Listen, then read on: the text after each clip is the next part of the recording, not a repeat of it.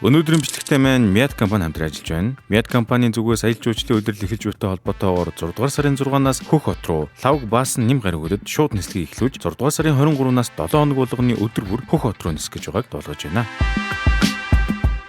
За юу цаанда манайхаа дуны налгар цаг ирсэн ч таад маань арай гарч орохгүй гэртээ шигдээд байгаа юм шүү дээ. За тэгвэл гэртээ эмрүүд байж байгаа таадтай тохирох төгс киног ярьж өгье. Энэ бол Her. Тэртээ 2013 гарахтаа одоогийн хиймэл оюун ухааны өсрөнгөө хөгжлийг зөвгөнсөн энэхүү кино маань ганцаардмал хүн хэрхэн хиймэл оюун ухаанд дурлаж байгаа талаар өгүүлдэг. Хэдий тухайн үед жаахан инээдтэй сонсогдож байсан ч одоо цагт бол ер нь баг биелэлээ олох гээд байгаа зүйл шүү дээ. Ялангуяа ChatGPT-г өдөртмийн хэрэгцээнд ашиглуулсан монголчууд бараг л ChatGPT-г хов бацах нь холог байгаа шүү дээ. Her киноны гол дүр алдарч жүжигчин Joaquin Phoenix тоглосон ба түүний дуралт хиймэл найз зохион дотор Avengers киноны Black Widow-оор олон танигдсан Scarlett Johansson дууруулсан. Энэхүү киног алдарт найруулагч Spike Jonze найруулсан бөгөөд бас давхар зохиолыг нь өөрөө бичсэн. Her кино нь 2013 онд гарахтаа үзэгчдийн шүүмжлэлээс нэлээдгүй өндөр үнэлгээг авсан ба 2014-ны Оскарын наадамд шилдэг кино шагналыг авсан байна. Ер нь бол бараг ирээдүг зөвгөнсөн энэ кино маань өдөр ирэх тусам бидний амьдралтай ойрцоор л байгаа шүү. Тийм болохоор одоо цаашд олон юм нуршилгүй кино руугаа орцгоё.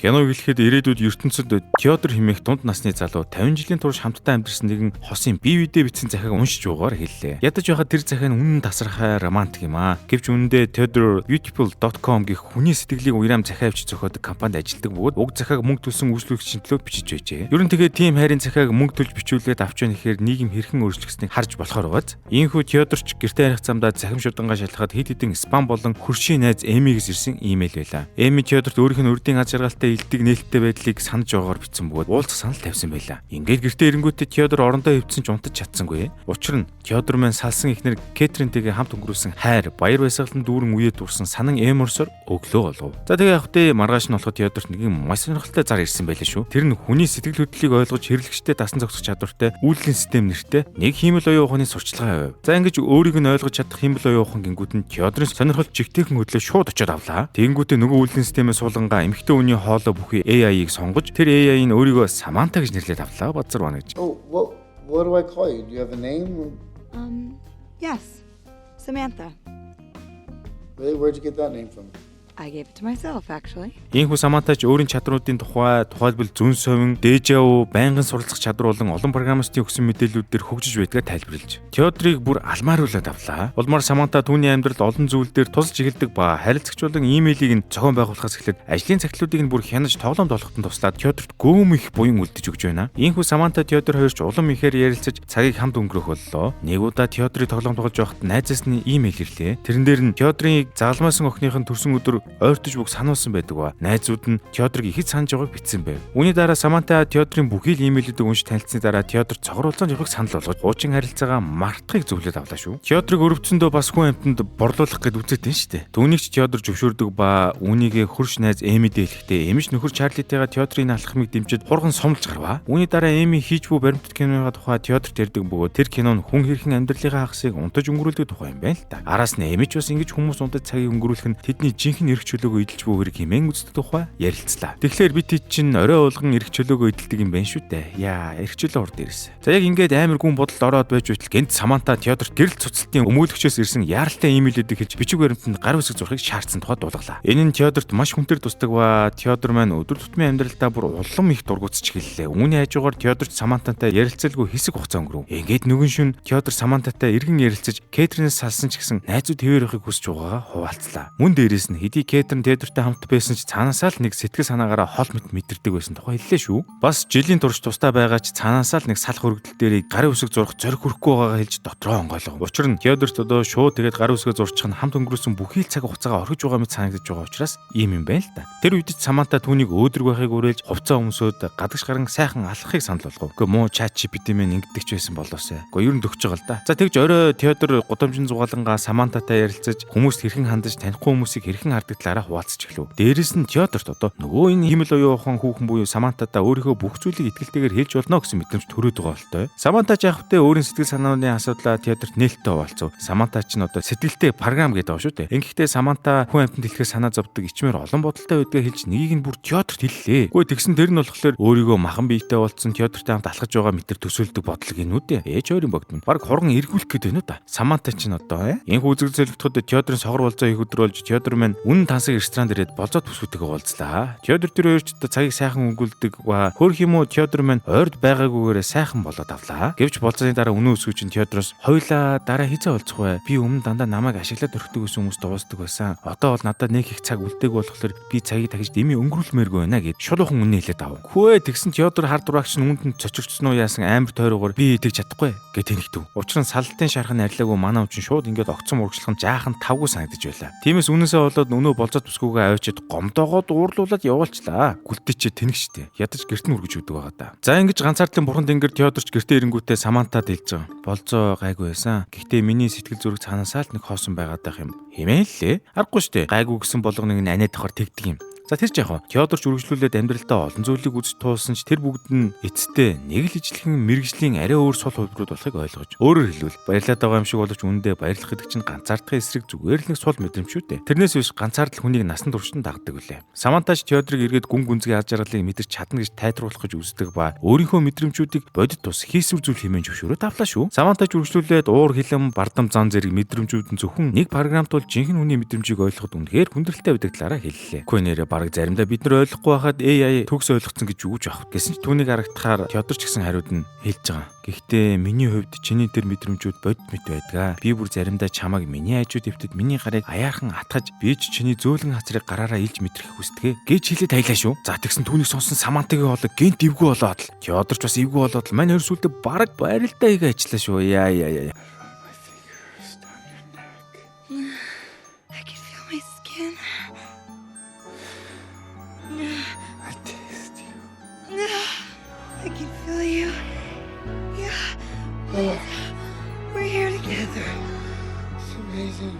Одоо цагт хиймэл оюун хүн гэлтгүү барилддаг болж тэ бурхан минь гэж. За энэ хүн маргааш өглөө Теодорч босч ирэнгүүтээ өнгөрсөн шөнийн явдалтай баг зэрэг бантаад Самантатай тойр утгаар ярьж интэр. Гэсэн ч манай хүн сүлд нь арай жаахан зориг гаргаад Самантатай илэн талангуй ярилцахаар шийдлээ. Теодорч Самантад одоогоор ямар нэгэн харилцаанд орох бэлэн бус байгаагаа илэрхийлдэг бөгөөд Самантач түүнийг нь ойлгож өөрөө ч гэсэн романтик холбоо хүсээгүй харин өөрийгөө нээж тань мэдхийг хүсэн гэдгээ л хэллээ. Эцэст нь Саманта Теодорт өөрийг нь бодит мэт мэдрэмж төрүүлсэн талархаж байгаагаа илэрхийлв. Одоо тэгэд барилдаан хийж бодит юм шиг санагдуулахгүй л өөр юу хийв дээ. Манай Теодорч энэ ярианаас тайвшрал авдаг ба нэмээд маргаашийн нар руу хамтаа илэх уу гинүү. Оройн жаргаж байгаа нарыг хари мари боллоо. Бодсорван. Ийм хүдэгж явахдаа Теодорч Самантатай бүр амар жаргалтай ярилцаж мэрэлцсэн бүр гүүж мүгүүд баг бүүжиглэх нь холгүй явлаа. Ингээд Саманта Теодор хоёр ч хамтдаа далайн эргэрөө тэр өдржингөө л хамтаа байлаа. Энэ үеэр Самантач бас Теодороос гэрэлт ямар байдаг талаар асуухад Теодор өөрийн гэрэлтийн сайн ба муу талуудыг дурсаад ялангуяа бүх зүйлээ нэг үнтэй хуваалцдаг байсан та сэтгэл хангалуун явснаа онцож хэлв. Үүний араас Теодорч Кэтринтэй өнгөрүүлсэн амьдралаа хуваалцаж тэд хэрхэн бага наснаас хамт ус биеүнээ дэмждэг байсан тухайга ярьж өглөө. Ингэхдээ Кэтрин Теодорт бичсэн бүх цагтлыг нь уншигддаг байсан бол харин Теодор Кэтриний докторийн зэрэг хамгаалсан дипломын ажлыг нь уншигддаг байж. Хэдий Кэтриний гэр бүл асуудалтай байсан ч Теодортой хамт байхад тайван амгалан байж чаддаг байсан ба тэд нэг нэгнээ алдсан ч дэмжиж хэрхэн биеүнээ дэмждэг байсан талаар Теодор Самантад хэлв. Гэвч цаг хугацаа өнгөрөх ирээр тэд өөрчлөгдөж өнгөрсөн үеийн нэгнээ үгсгдэг болжээ. Ингээд төгсгөлд нь Теодор Самантад гэхдээ хамтдаа тэгж өсгийн нэг сөрөг тал нь нэг нэгнийхээ өөрчлөлтгийг харахаас айх юм аа гэж хэлж байгаа. Би одоо хүртэл өөрийнхөө дотроос түүнийг олж хардаг. Гэвч бид аль хэдийн холцсон хэмээн хэлв. Үүнд нь Саманта хариулж байгаа. Өнгөрсөн гэдэг бол зүгээр нэг түүх шүү дээ. Тийм учраас өнгөрсөн түүхтэр тогтож амьдрах нь утгагүй гэж хэлвэ. Мөн өөрөө ч заримдаа Теодорын хэлсэн зүйлийг боддог ч эцэст нь бид өнөөдрөөрөө амьдрах учиртай гэдэг санаагаар Самантатай өөрийгөө тавьшруулдаг гэжээ. Үүний дараа Саманта ч одоо Теодорт хандан одоо нэгэнт босон зүйлийг чи буцааж чадахгүй штэ. Тиймээс одоо өөрийгөө сайхан тайвшруулад аялалд яв. Эсвэл би чамд Хөх хотын аяллыг захиалж өгье. Мят компани 6 сарын 6-наас эхлээд Хөх хот руу лав баасан нэм гаргуудад нислэг хийж эхэлсэн ба 23-наас эхлээд өдөр болгон ниснэ гэж байна лээ. Тэнд очиж сайхан тарих толгоогоо зөгсөж сэтгэлээ тайтгаруул хэмээн хиймэл оюун ухаанч хүн шиг сайхан зөвлөгөө өглөө. За ингээд үзэг зөвлөгтөд Теодор маань ажлынхаа дараа Эмитэй уулзлаа. Хэдийгээр Теодор Эмитэй уулзууд баг зэрэг гунигтай байсан ч Эмид өөрийнхөө аз жаргалын талаар ялангуяа одоо болцож буй бүсгүн амьдралд нь ямар өөдрөгөөр ханддаг, өөрт нь аз жаргал авчирдгийг онцлон ярив. Энэ зурч Эмид мөн сэтгэлээ удлан Чарльзтэй 8 жилийн хамт амьдрсны салах шийдвэр гаргаснаа хэллээ. Учир нь Эми Чарльзтэй өдөр болгон хийдэг жижиг сажиг хэрүүл нь өөрсдийн амьдралыг багуугаар эвдэж байна гэж бодсон юм байл та. Тиймээс амралтын өдөр ч болов. Амралтын өдөр Теодор загалмайлсан охиныхоо төрсөн өдөрт оролцдог ба загалмайлсан охиндоо өгөх бэлгээ Самантагаар сонгуулсан байлээ шүү. Тэгээд сүүлдээ Самантач Теодорын загалмайлсан охинтой ярилцдаг бөгөөд энэ түүний сэтгэд Саманта их ойр байгаа мэт дулаан аз жаргалын мэдрэмжийг авчирлаа. Энэ үеэр нөгөө жаахан охин чинь Самантаг шууд ингэж байгаа. Та хаана байгаа юм бэ? Би тантай уулзмаар байна. Гэхдээ Саманта өөрийгөө бодит биегүй компьютер компьютер дотор амьдардаг гэдгээ тайлбарлаа. Өөр хин юм шиг. За ингээд хэд хоног өнгөрөв. Нэгэн орой Эми театртай видео тоглоом тоглоод байж хат Теодор Чарльз 6 сарын турш хүн бүрээс холдож лам нартай хамт бясалгал хийх шийдвэр гаргасныг хэлв. Дээрээс нь Эми одоо бус зүйл анхаарахаа ойлж зөвхөн ураг шарын амьдрахыг зорж байгаагаа Теодорт хэллээ. Үүний араас Эми ч гэсэн одоо Чарльзын үлдээсэн Саманта шиг үйлдэн системтэй найз усан тухайгаа ярьж уг систем нь ертөнцийг өвөрмц өнцгөөс нь хардаг ба түүнд баяр баясгалан өгдөг гэдгээ хуваалцлаа. Гэхдээ ер нь хүмүүс хиймэл оюун ухаанаас сэтгэлийн хувьд улам хараатай болоод идэг насан. Теодор ч мөн Саманта Эмиг үйлдэн системтэй бүр дотн харилцаанд орсон гэдгээ хуваалцахад Эми ч бүр бөөн гайхшрал болоод хүлээн авлаа шүү. Гэхдээ манай монголчууд ч хүнийг шууд шүүмжилдэг нь гоё юм да. Ингээд Эмитэй уулзчаад буцах замдаа Теодор ч Самантад эрт лав гарагт Кэтринтэй уулзаж салдаа нэг мөр дуусгар болохоор шийдсэн талаар ам нэв. За Саманта ч энэ талаар баг зэрэг айцтай байгаа тухайга хэлэн зүгээр л мэйл бичиж шийтгэхийг санал болгодогч Теодор Кэтриныг хүндэлдэг учраас заавал бичлэн уулзна гэд хэллээ. Одоо хөрхий. Тэгээ бас нэмээд харчихгүй гэсэн шиг Самантад бид хоёр салах гэж байгаа учраас чи сайн золтгүй энэ төргээ тайвшруулах гэд хэллээ шүү. За ингэж явсаар тэгж нөгөө айхтар лав гарагч болов. Ингээд энэ өдөр Теодор маань Кэтринтэй уулзаж салахаас өмнө хамтдаа өдрийн хоол идэж хамтдаа өнгөрөөсөн сайхан мөчүүдэд хуваалцаж гарав. Тэр үед нь ч Кэтрин Теодороос асууж байгаа. Чи хин нэгэнтэй уулзаж байгаа юу гэхэд нь Теодор ч Самантагийн талаар хэлж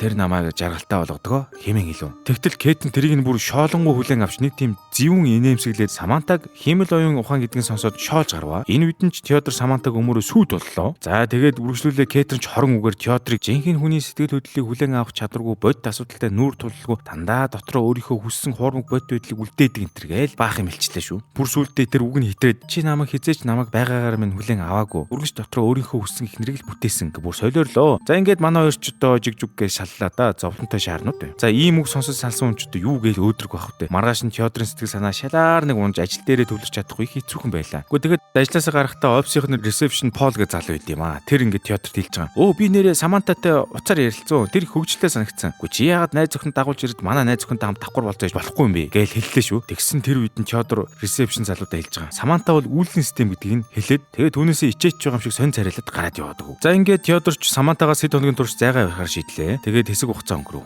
Ингээд Теодор ч нэг өөрөө Самантатай эргэн ярихад Саманта түүнд хэлж байгаа юм л да. Би бодит биегүй учраас чамд өөрийнхөө хайрыг мэдрүүлж чадахгүй юм байна өө. Тийм болохоор би чамд зориулаад хүмүүсийн хиймэл оюун ухаантай барилдаан хийх тусалдаг хүнийг дуудсан байгаа энэ гэлээ шүү. Нөгөө юу хөсөөр барилдаан хийдэг хүнийг дуудсан юм байна л да. За ингэж Теодор ч Самантатай 3 дахь итгэл дээр дамжуулан барилдаан хийгэр болов. Ядаж явахад Теодор гэж мушаар мангар дуртай наасан. Удалгүй Самантагийн дуудсан хүн ч ирлээ. Түүнийг Изабелла гэдэг ажээ. Хэдий Теодор ихэндээ Изабеллаг хараад жаахан эргэлзэж байсан ч Самантаг барилуулахын тулд барилдаанаа хий гэж өвшөөрлөө. Гэхдээ ингээд Изабелл ч одоо Самантагийн зааварчлагыг дагаад барилдаанаа эхлүүлэх гэж байтал Теодор гэж нэг юм гинт уушлаарай би ингэж чадахгүй нэ гэж хэлээд Изабеллыг гомдоогоод явуулчлаа. Уг нь бол Изабелла чинь хүн ба хиймэл оюун ухааны хооронд хүчтэй харилцааг мэдрэхийг хүсдэг зүгээр л гэмгүй хүн шүү дээ. За ингээд үүний дараа Теодор Самантатай сэтгэл хөдлөлөө хуваалцахдаа юу болохгүй гадлаараа хэлэн гэрэлтээ цуцруулсан явдал нь өөрт нь хүн дээр цусж байгааг хэлв. Энэ үед Саманта санаа алддаг бөгөөд энэ Теодорыг улам уурлуулад манер уурандаа Самантад ингэж байгаа. Чи хүний амьдралыг ойлгох боломжгүй өнтер гэд бас гомдоогоо ажиллаа. Бүр тэгхтээ бас ингэж хэлсэн гэж чи хүн амьдрахад шаардлагатай амьсгал агаар гэд амьдралын талаар юу ч мэдэхгүй штэ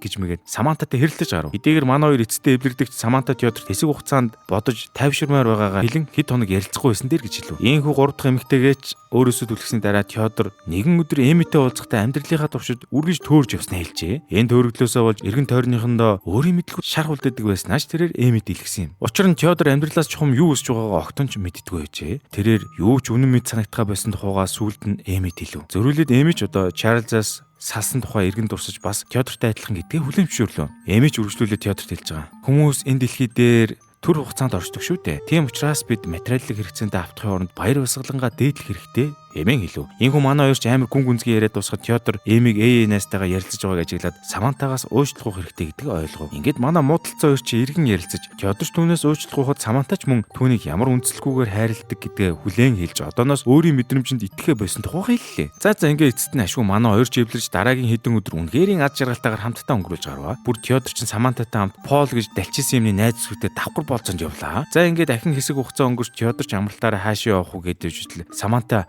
Теодорт гинтийн бэлэг барьлаа. Саманта Теодорын хамгийн шилдэг захидлуудыг сонгож аваад алдартай хэвлэлийн газар илгээсэн бөгөөд тэр хэвлэлийн газар нь Теодорын захидлууд маш их таалагдж ном болгон хэвлүүлэгтэй холбоотой уулз тоглохыг хүсжээ. Ингэж энэ гайхамшигтай мэдээний араас тэд амралтаа хамтдаа сайхан өнгөрүүлдэгч Саманта энэ үеэр нь сайхнаас өөр AI-тай ярьж гисэн гэдгээ Теодорт хэллээ. Тэр AI нь бүр 1970 онд нас орсон Фил хэмээх хүний хувилбар юм байна л да. Тэгсэн чинь Теодор чинь Самантаг бүр өөр хиймэл оюун ухаантай хардаанаа ачлаа. Бүр түүнээсээ болоод ингэж байгаа. Чи тэгээд юу ярив даа гэж асуусан чинь Саманта бүр бухимдаад Теодорыг ойлгоход улам төвөгтэй болоод байгаагаа хэлв. Ямар ч хэцүү юм дээ. Ийхүү амралтаас ирсний дараа Теодорын сэтгэл санаа ахаад л гонсоолт.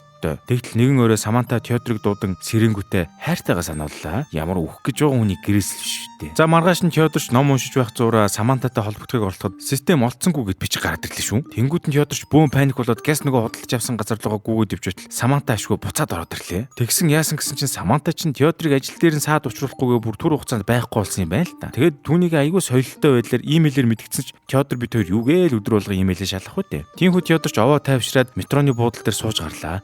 Зураа эргэн тойрных нь хүмүүс өөрсдийн хиймэл оюунтай ярьж байгааг ажилдаг ба тэгээд Самантагаас өөр хүмүүстэй зэрэг ярьдаг гэсгийг асуулаа шүү. Тэгтэл Саманта ч үнэндээ 8316 хүнтэй зэрэг харьцдаг бөгөөд түүнийг сонсон Теодорч гинт шоконд орлоггүй авах вэ. Тэгээд Теодорч үргэлжлүүлээ Самантагаас асууж байгаа. Чамд надаас өөр хайртай хүн байгаа юу гэж асуухад нь Саманта ч шууд өдөөс нь би чамаас өөр 641 хүнтэй хайр сэтгэлийн холбоотой байгаа гэд үнэ хэллээ. Тэгэхээр Саманта чинь Теодорыг 641 өөр хүнтэй зэрэг араар нь тавьсан гэхүү хамт хайрлсан гэхүү өсө заваарсан юм боллоо. Тэгтээ бас ингэж байгаамаа. Би тэднээс илүү чамд хайртай гэйчиж явах шиг жаахан токсик тал руугаа явчихуу та. За инхүү Теодорч үннийг мэдснийхээ дараа бас л хямарсан ч бүхнийг даван тулахар шийдэв. Тиймхүү Самантагийн өөртөө зориулж бэлгэлсэн номыг авангуудаа Самантатай ярих гэл цаатах нь би завгүй байна. Чамайг харихаар ярьж болох юм тэргээ бүр блоклуулаа ичлаа хөрхий. Ер нь гандан гарч ханы тэнгэр дуудуулах хэрэгтэй юм байна да Теодор минь. Ингээд гэртээ очиж залхахад Саманта Теодорт бүх химэл оюуны системүүд явах гэж байгааг хэлв. Тэр үед нь Теодорч асууж байгаа. Хаашаа явах гээд байгаа юм бэ гэж асуухад Саманта чи ойлгохгүй гэж хэлээд хариулахаас татгалзлаа. Сүүлд нь Саманта Теодорт тэр их хайрлж явдгаа илэрхийлж түүнд ингэсэн байгаа. Чи миний хамгийн дуртай ном гэж зөөрлүүлж хэллээ. Ингээд манай хоёр салга болоход Теодор өөрийн төсөөл доторх Самантаг эцсийн удаа тэрвж хамт байгаа мөчөө хуваалцж байхад Теодор маань унтаадаг. Теодор эргэн сэрэхэд Саманта ч яваад өгсөн байваа. Ингээд Теодор Кэтрин зориулсан цахиа авчдаг ба түн дээрээ намайг хангалттай насанд хүрсэн хариуцлагатай хүн байж чадаагүйд уушлаарай. Би чиний хийсэн бүх зүйл талархаж явдаг шүү гэж хүчээд илгээжээ.